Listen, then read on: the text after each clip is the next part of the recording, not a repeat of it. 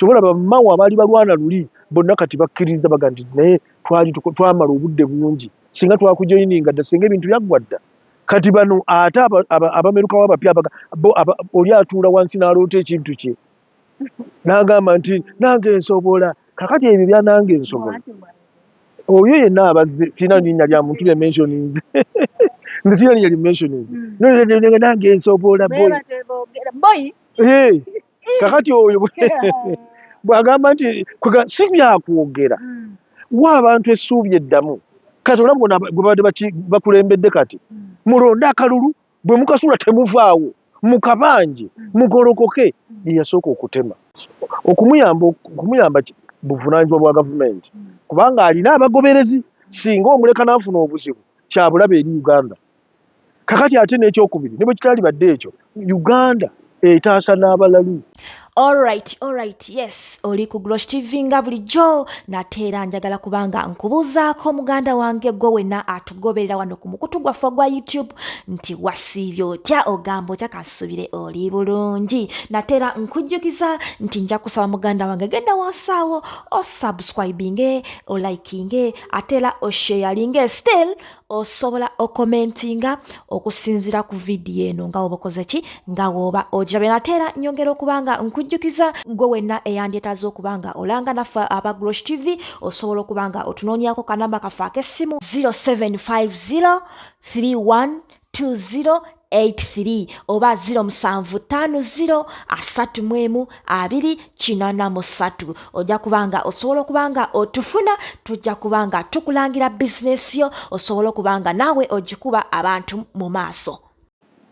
Kaabe mulala okumukuba ejjinja ne bamuta mu mulimu gwa gavumenti okutaasa n'omuliro kati n'oyo si kuvoola kugambye nimbye eki n'omulalu ayita ku luguudo gavumenti erina omukuuma kati n'oyo omwami ne banne bonna mulimu gwa gavumenti tali mu kiti ky'abalalu naye nkugambye gavumenti eteekwa omukuuma naye ye eyayimirira n'agamba abantu mu kabanje temuvaawo mubeere ku polling station temuvaawo era n'abagamba nti amagye tebawera 5,000 ffe tuli bukadde tusobola obbambala ne twevulunga ne tugenda mu nsi empya Sitwago neekola ki ye olwagize bwe bato bayawulidde ki ekyatulise ewuwe oyinza okugamba yawulidde Kaveera ng'omwana andoze omukyala yali ategese obuberenge bwa Nairobi abagenyi bwe banaalya nga bawangudde bwe yabuwulya nga butulika yatemye butemi kakati abantu bano tukyali mu programu tuli mu programu mwennyini siriiwo anti yawulira ebibwatuka n'awulira ennyonyi ng'eyise ku njuye n'aga nti byagalanzi anti kati ebitulika byava tetumanyi Babbi yagamba tetukyayina mmere emmere yaga nti emuweddeko ote kukuba obumpajimpanji abagenyi be baali bategese ng'awangudde baali bagenda kulya ki wote kukuba nga waliwo ekimanya yatubuulira tewabadde mmere omuntu eyali yeetegese ebbanga lyonna nti tusimbudde tewaali mmere ku kiseera ekyo kitegeeza walina okubaawo obumpwakimpwaki ate ndoza bwe bwatulika ono omukyala nga tamubuulidde yadduka buddusi naguno gwaka asinziira gy'asinzira ngezaako okusindikira abato bano message nti omuntu akugamba nti tuyimirire yayimiridde nawulidde ekyesittaza omwana waabwe yasinzidde bweru wawulidde walabye kakati oyo omwana asobola okuba first son omuto tasobola kuba first son muleke okuzannyirira bannayuganda muleke okuzannyirira obudde bwammwe kiri gye muli okubuzannyiramu twagala okukola ebintu ebitwala Uganda mu maaso okuzannyirira kukome tuyimuke twejjeko ebizibu ebikyatwesibyeko tutwale Uganda mu kwesiima okwannamaddala tuwe essuubi n'abaliddako ekiseera bwe kinaatuuka abakulembeze abalungi nga basituse bajje basayinga space teri contaminated. Yes Dani nga tuddayo eri ku nsonga za Amin Obote President Museveni okujja mu time oyo President Museveni okujja mu buyinza bagamba nti obudde obwo amanjagala otudifficiating President Museveni yali ajja akaani lutwa yaleeta Lutwa yajjako Obote. Naye before that mu 1985 mu mwezi gwokusatu President Museveni yafulumako mu ddwaniro n'agenda ebweru. Mu kiseera ekyo si kuwummula, kukola mirimu gy'ebweru, kuwummula nedda tawummulangako. Muli balalu kakati eryo lyettigimbuko lye baaleeta lye mulina, naye yafuluma ku mirimu emitongole. Bw'afuluma n'amanya nti Muzeeyi Paulo Muwanga eyali Vice President and Minister of Defence yali mulwadde ng'ali mu ddwaliro e Germany. President Museveni n'agenda mu ddwaliro n'agamba Paulo Muwanga nti wetwogerera Obote ne gavumenti yammwe amaanyi tugigamaze, naye nga tetuyingidde Kampala na lyanyi, mwe mwennyini musabe amagezi mutegule Muzeeyi, kuba kati Muzeeyi ali mu kunywa kwokka ng'anywedde endiro gy'otolabangako. Yanywa wisiki Obote nga munyumuzibu iyo Obote omwenge w'abantu baasi 3 yali ng'agunywa yekka, baasi 3 agunywa yekka, kati nga omwenge gumumazeeyo. Kati President Museveni agamba Muzeeyi Paulo Muwanga nti mmwe musabe amagezi mumuggyeyo tuleme kuyingira Kampala na lyanyi. Ko Paulo Muwanga nti nedda, ffe eby'okumuggyako Obote twabirowoozezza dda naye tetujja bikola nammwe, ffe tugenda bikola n'Abalutwa. Muzeeyi amugamba, President amugamba nti tetuyinza kukkiriza Balutwa kujjako Obote ate nabo ne batuulawo. Ekizibu kyekimu tujja kuba tusigadde nabo, they are part of the mess eggwanga lye giyiseemu. Muwanga n'amugamba nti tetuteeka nawe kutugamba bigambo byo, bw'ani atulagira ekyokukola. Kati eryezalawu lyaliwo agenze kumunnyonnyola ng'omuntu bakolewo ka dialogue. Yes, bwe kyagaana ne tuba nga tulina kukwata muntu. Kakati mu bufunze era bo mu Julayi nga 27 nga Muzeeyi Paulo Muwanga bwe yagamba ne beesuulira Obote waabwe. Kyova olaba bwe baamusuula ne bayita ebibiina byonna ebibadde birwana bijjeeka bigabane. Nga bwe kyali mu 79 ebibiina byonna ne bivaayo, ffe ne tugamba nti nedda. Mukama waffe n'agamba nti nedda, okuvaayo buvisi ensonga enkulu. Ensonga ezatwalayo zikoleddwako zitya. Kyekyatwala mu nteeseganya z'e Nairobi, okuteeseganya ne tugenda mu maaso era okukakkana nga 17 Desemba tusayininze endagaano ekomya olutalo, ng'era endagaano erina byerungamya ebiteekwa okugobererwa, ng'era eno wansi waliyo akagamba nti mmwe mwembi abasayininze buli omu alina responsibility okutuukiriza endagaano eno. Era ekyo kyekyatuviirako nga 15 ze nagambye nti olw'okubanga naffe twalina obuvunaanyizibwa obwenkana n'abano obw'Abalutwa okutuukiriza endagaano, tugenda okulaba nga Lutwa endagaano emulemye, nga bagambye amagye gaffe mu kibuga mayiro 2, nga bagambye nti okuva essaawa 6 z'ekiro mu ttumbi ekya 17 Desemba 85 tuwaba essasi n'erimu eriddayo okuyingira omubiri gw'omuntu, ng'abantu bongedde okuttibwa, okufa nga kugenze mu maaso okutuusa Mwami Museveni olwasisinkana abalwanyi nga 15 January 15 lwe twalonze. Olunaku olwo kyenkulaga nti lulimu amaanyi era kwe twasimbulira okuyingira nga 26 olwaleero oluvannyuma lwa weeks 2. Ekyo kimu. Ekyokubiri, era ye President ng'amaze okutegeera nti ekizibu kya Uganda kibadde kweyawulamu bantu kulwanira bitategeerekeka. Muli ba Luganda, ono Mukatuliki, ono Mukristaayo nga betta, ono Musiraamu, ono Musodokisi nga beetirimbula, ono Mukyoli, ono Mulango, ono Mukakwa, ono Muganda, ono Muteeso, nga tewali kukwatagana na kamu n'akeddagala. Tulina obbivuunuka tusigale nga tuli bannayuganda. Olwaliro as we speak tuddayo ku mulamu ogwasooka. Kati bw'olaba nga 71% of the vote nga kitegeeza bannayuganda ebitundu 71 bakkiriziganya politically. Twalonze omuntu mu bitundu 71, ekyo kikulu nnyo eri okugenda mu maaso kwa Uganda, nti abantu ebitundu 71 ku buli 100 bakkiriziganya politically. That's a very big step ahead. Era nzikiriza nga sibuusabuusa nti ekisanja kino kigenda kubaamu ebintu ebirungi bingi okusinga ne mabega gye tuvudde. Tetunnatuusa ate n'ekirala sirowooza nti walibawo olunaku NRM lwelituula eyise resolution nti tugende nga kibiina kinze ekyomukusa mulungi mu 2 bansindike Dar es Salaam to share experience with Chama cha Mapinduzi on political party building and construction. Ekimu ku bye nakwatayo ekibiina ky'ebyobufuzi emmere yakyo nga nawe bw'oli emmere ziba nkiiko. ekibiina ky'ebyobufuzi kiteekwa okuba ne representation ku ground ku village. Era munnaffe bwe yaziinuuka emyaka mitono egiyise ng'agendaga nti nzigula ofiisi mbalala nzigula ofiisi Fort Portal nga twebuuza ayina ye abantu bameka gy'aggula kati yaggyeyo obululu bumeka eyo gye yaggula ofiisi kwali kuziinuuka kwonoona nguudo nti abantu bagenda okugula bava Kampala ebbaasi n'ebbaasi ne zigenda anti yaziyisangako abantu n'azibulookinga. Ensi bw'eteetandike kulaba bintu ebyo okubulookinga oluguudo n'omala essaawa 3 ng'oluyitako ng'ogenda gy'olaga oba essaawa 5 ekyo bagenda okumala nga ku ekonomi waliwo ebifiirizibwa byotomanyi muwendo n'ebyenfuna obisi naye nga ye anyumirwa bunyumirwa booda ne firimbi ne zivuga vuvuzera nti agenze embalala kugulawo ofiisi. Naye gy'ogenza okugulawo ofiisi olinayo ababo bameka?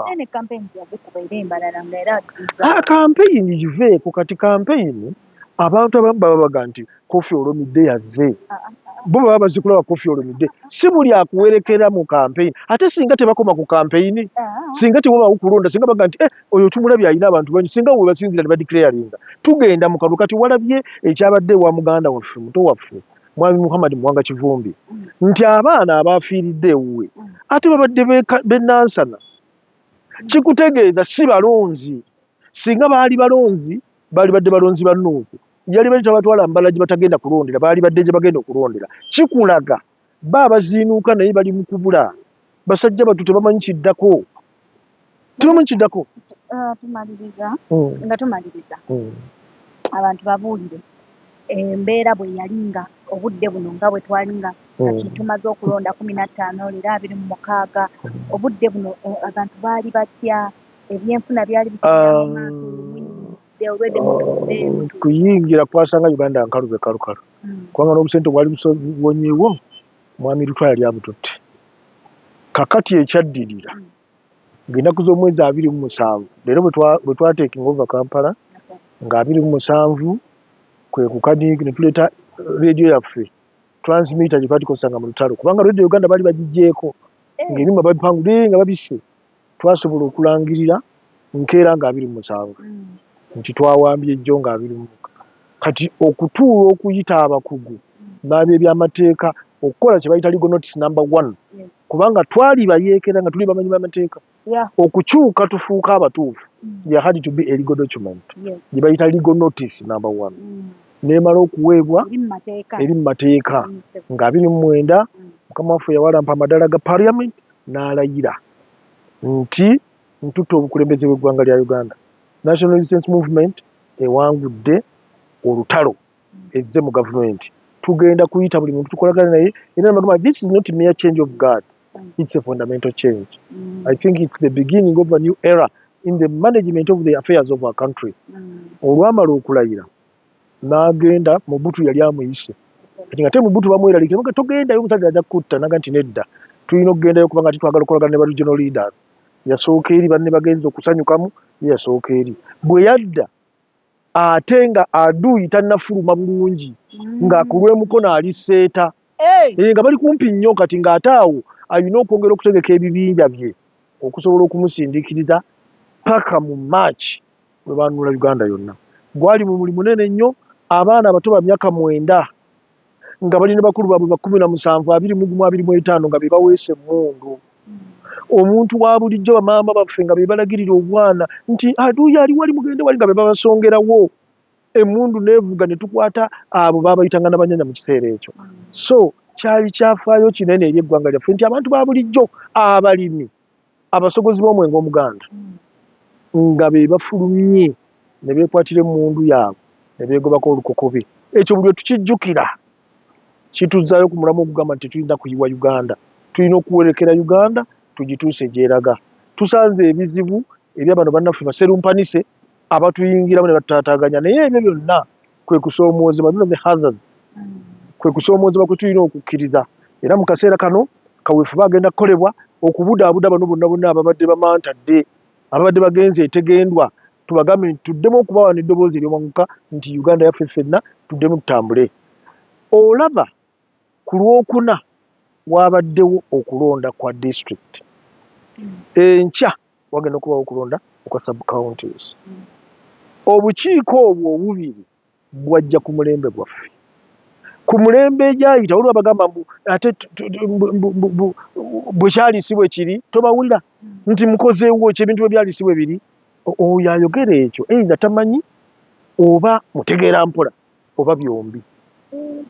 Kubanga we twajjira wano nga teri kulonda district nga minisita wa local government yakeera naga nti bali mwezi onkuwadde obwa meeya, yakeera naga Luutu genda mu kanso oli bwamufunira akawala n'akamuwa n'asanyuka ng'amugaa nti gwe hawa nkuteekewa genda mu kanso y'e Masaka, district y'e Masaka, nga minisita yalonda bakansala nga bw'ayagadde, yalonda bameeya nga bw'ayagadde. Kati olw'okuba pawa yaddayo eri abantu, abantu ne bw'oba oyagala nnyo Luutu, kati ne bw'oba oyagala nnyo tasobola kumufuula kansala.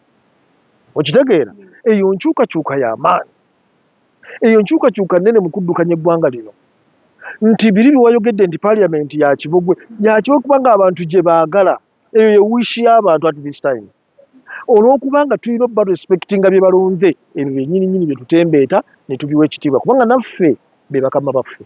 Eyo nsonga nkulu nnyo eri omuntu yenna n'alyagala okuddamu okukulembera Uganda bw'atalitegeera ekyo guliba gumaze omusinga. Njagala okubeebaza abasibu ne bannyabu olw'omulimu omulungi ennyo gwe mukola gye tuli. Nalabako bwe nali omuto, nali nsomera Mengo Primary School, nga batuwa akasente ka bbaasi, netusooka netulinnya bbaasi yavanga Mengo netugiranyala ku ddwaliro e Mengo netusula mu paaka, netulooka tulinnya egenda e Salaama. Kakati ffe nga tulaba ku buleeke akasente tekatumaze, n'aka bbaasi ne tukazingiramu. Bwe twamalanga ne tutambuza bigere hasi paka waka nga tuve ku ssomero wano Mengo Primary wano ne tukkirira ne tuyita ku Mufunya Road ne tukkaawo ne tuyitanga ku Old Kampala ne tugenda ne tuyitawo nga ku Pride paka Namirembe Road paka mu paaka. Naye lumu olaba ku Pride Theatre ekkubo eryo eridda awo waliwo essomero nga bayita Hill Grammar School, ng'odda eri nga ku St. Matia Mulumba Church. Kati lumu twali tuyitawo ne tulaba emisana ttuku nga bakuba omusajja kibooke, emmotoka yagitadde wali naye nga bamukuba ng'awowoggana mu lulimi olutategeerekeka. Omuntu omukulu ngira emiggo gimulya, tetwategeera kimukubizza. Ate twakitegeera ku Obotettu kubanga ogwo gwali mulembe gwa Amiini. Kati tugenda okutegeera waliwo omujaasi baalina amannya nga makambwe, bamuyitanga Kano Juma Butabika. Bamuyitanga Juma Butabika ng'abeera awo. Naye baali bamuyita Juma Butabika ge mannya gabatuzaganyala nti ndi mukyamufu wa mutwe. Kati ng'alunda ebisolo bye n'ebinyonyi bye, yalinanga embuzi n'embaata. Kati embaata ze nga zisala ekkubo ne kakutanda n'ozikubira eŋŋombe. Kati omusajja omusango yali akoze akubidde embaata za Butabika eŋŋombe, embooko zaamulya. Twalaba ebintu, twalaba Kano Mariamungu, twalaba eyali vice president oyo Nasulu Abdala, veeka kakutanda ojje Kampala ng'oli mu sapatu oba ekigere kyalwadde toyina ngatto ate n'ogira mu sapatu nga bagisalasala n'ogigaaya. Kakati omuntu wa bulijjo akuga nti bwe byali bwe biri musobu. Kakati waaliwo omulala bamuyitanga eyali vice president and minister of defense, Major General Mustafa Adrisi, omwana we yatula PLE. Ne bamugamba nti omwana yafunye ekiiso kya ngege. Naga nti ekiki nti ani yamuwadde ekiiso ky'engege? Ne bamugamba nti kompyuta. Naga nti mugende muleetere kompyuta oyo mubonereze. Naye nga bano bagezaako okumugamba abenga akivaako, yakiremerako ng'ayagala kunoonya kompyuta yaani. Ogwo omulembe abasajja baalina amannya Obiture Gama, kapiteni Obiture Gama, twabalaba ffe. Waliwo Ali Bamuze, Isaac Lumago, nga buli omu alina akatundu ekyalo kye waayitira. Ayinza okutuuka n'abaga nti bwe mutuukanga wano ewange emmotoka mugizikize musindike ensindike saagala kivuuma. Byali wano mu Kampala. Tujja kudda omulundi oguddako neyanze ensonga nga bwe zaali naddala ku baana abaliisa abantu sapatu, emirembe egyo gyonna tugenda kuba nga tugiyitamu. Obudde bunafunawo sibula ku bantu. Mbasiibudde nnyo, basibu ne bannyabu, mbaagaliza birungi byereere, twagala Uganda egenda mu maaso. Ekitwogeza bino kye kyokka kye tulina kati okujjukiza abalala ekyayita basobole okweteekerateekera ekijja mu maaso ekirungi.